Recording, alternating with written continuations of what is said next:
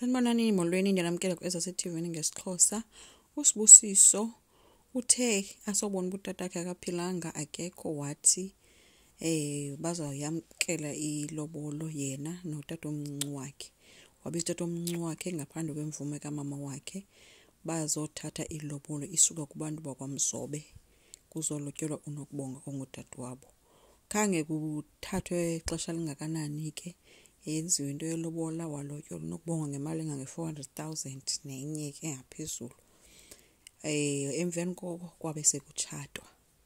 Umtshato ubu-indoors ke kwamkhululi apho ubukhoyo. Bebebahle kumkhululi noNokubonga batshata ke uSibusiso binguye ongenisa utata wabo emtshatweni. So now umkhululi ke utshatile ke noNokubonga.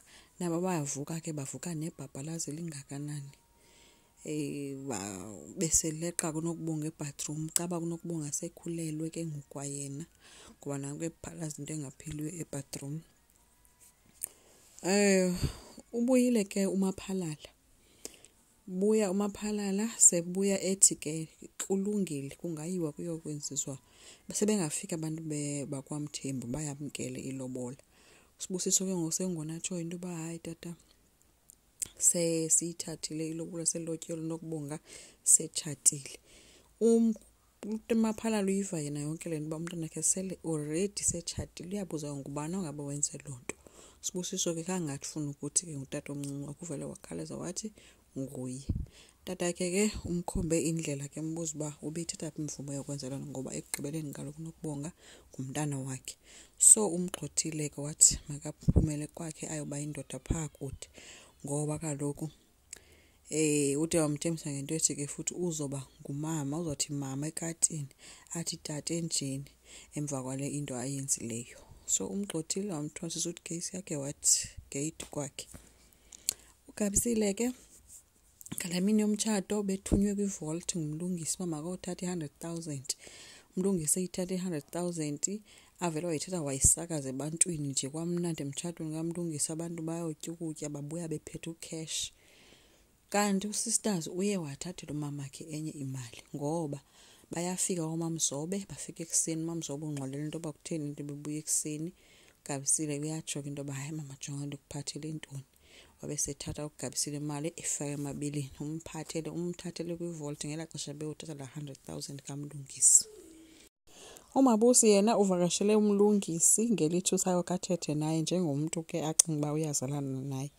Fike wambuza kuba mlungisi uthatha phi indlela yoba udelele kangaka uzamxholo.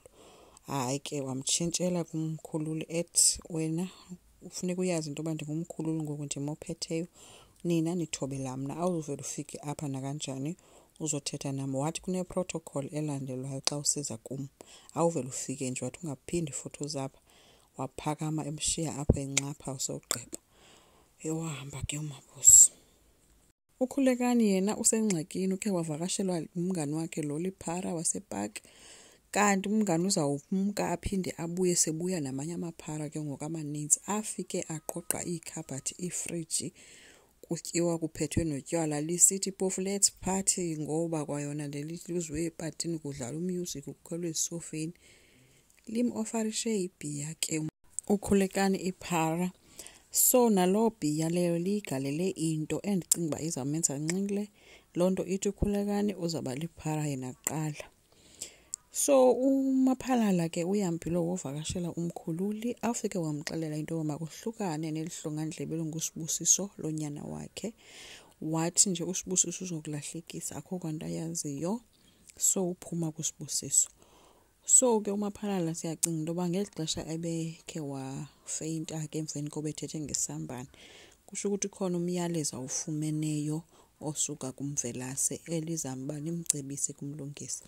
Umbuzo ngoba umlungisi uzommamela na uMaphalala kule nto ayithetha wohlukana noSibusiso okanye uzoqhubeka ayenze ngohlobo afuna ukwenza ngalo abelisambane ngoba ke noba uzoba right xa ngaba uMaphalala inguye sixa kwakhe. Enkosi ngicela siqhubeke. Si-subscribe, si-like, singakhomenta futhi bye.